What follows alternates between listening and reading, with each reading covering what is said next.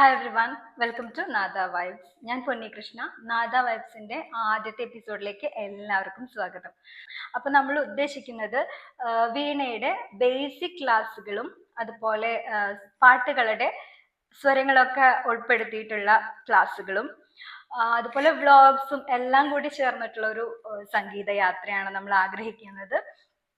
എല്ലാവരുടെയും പിന്തുണയും സപ്പോർട്ടൊക്കെ നമ്മൾ പ്രതീക്ഷിക്കുന്നു. ചാനൽ ഇഷ്ടമായിട്ടുണ്ടെങ്കിൽ ലൈക്ക് ചെയ്യുക, ഷെയർ ചെയ്യുക, സബ്സ്ക്രൈബ് ചെയ്യുക. ഓക്കെ, അപ്പൊ നമുക്ക് തുടങ്ങിയാലോ. അപ്പൊ ഇന്നത്തെ ക്ലാസ് എന്ന് പറയുന്നത് സപ്തസ്വരങ്ങൾ, അതായത് ഒന്നാം കാലം, രണ്ടാം കാലം, മൂന്നാം കാലം.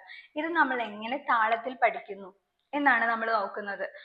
അപ്പം നിങ്ങൾക്കറിയാം, വീണ നമുക്ക് വാങ്ങിക്കുമ്പോ തന്നെ അതില് മായാമാള ഗൗളയുടെ സപ്തസ്വരങ്ങള് അതില് ഡോട്ട് ഓൾറെഡി അതിൽ വെച്ചിരിക്കും.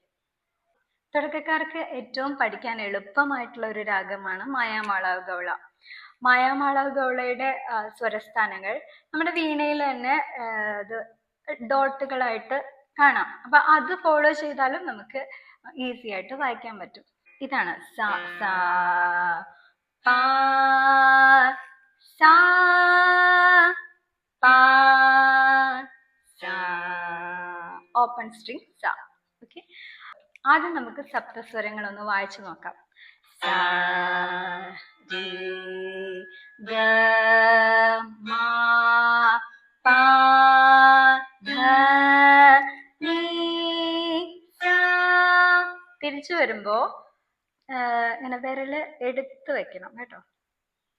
സ നി ധ പ മ ഗ രി സ. ഇനി താളത്തോട് കൂടിയിട്ട് വായിക്കാം. നമുക്ക് ഒന്നാം കാലം ഒന്ന് വായിക്കാം. ഓക്കെ, അതില് താളം വരുന്നത് ആരോഹണത്തില് സ പ നി, ആ സ്വരങ്ങളില് താളം വരും. തിരിച്ച് അവരോഹണത്തില് സ മ രി, ആ സ്വരങ്ങളിലും താളം വരും. അപ്പൊ ഓരോ അടിയില് ഓരോ അക്ഷരം. അങ്ങനെയാണ് ആദ്യത്തെ ഒന്നാം കാലം.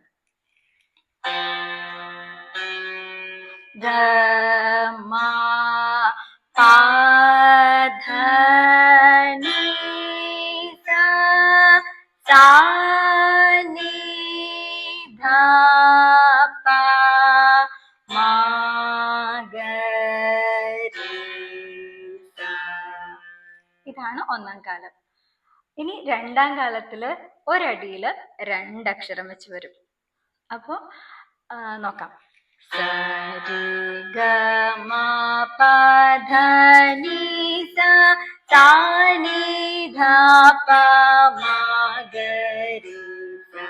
സ രി ഗ മ പ ധ നി സ സ നി ധ പ മ ഗ രി സ. അപ്പൊ ആദ്യത്തെ സരിഗമ പദനിസ ആരോഹണം കഴിഞ്ഞു. അവരോഹണത്തില് സ മ എന്നീ സ്വരങ്ങളിലാണ് താളം വരുന്നത്. ഇനി മൂന്നാം കാലത്തില് ഒരു അടിയില് നാലക്ഷരം വരും. അങ്ങനെ വരുമ്പോ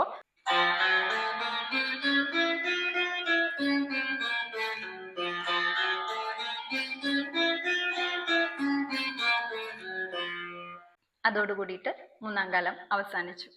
ഇനി അടുത്ത ക്ലാസ്സുകളിൽ നമുക്ക് കൂടുതൽ വീണയെ കുറിച്ച് അടുത്തറിയാം. അതുപോലെ നിങ്ങൾക്ക് ഇഷ്ടമുള്ള പാട്ടുകൾ, അതായത് സിനിമാ ഗാനങ്ങളോ നിങ്ങൾക്ക് ഇഷ്ടമുള്ള പാട്ടുകൾ നിങ്ങൾ കമന്റ് ബോക്സിൽ അറിയിക്കുക. അപ്പൊ നമ്മൾ അത് ഉൾപ്പെടുത്തുന്നതായിരിക്കും. അപ്പൊ ഇനി ഒരു എപ്പിസോഡിൽ കാണുന്നത് വരെ നന്ദി, നമസ്കാരം.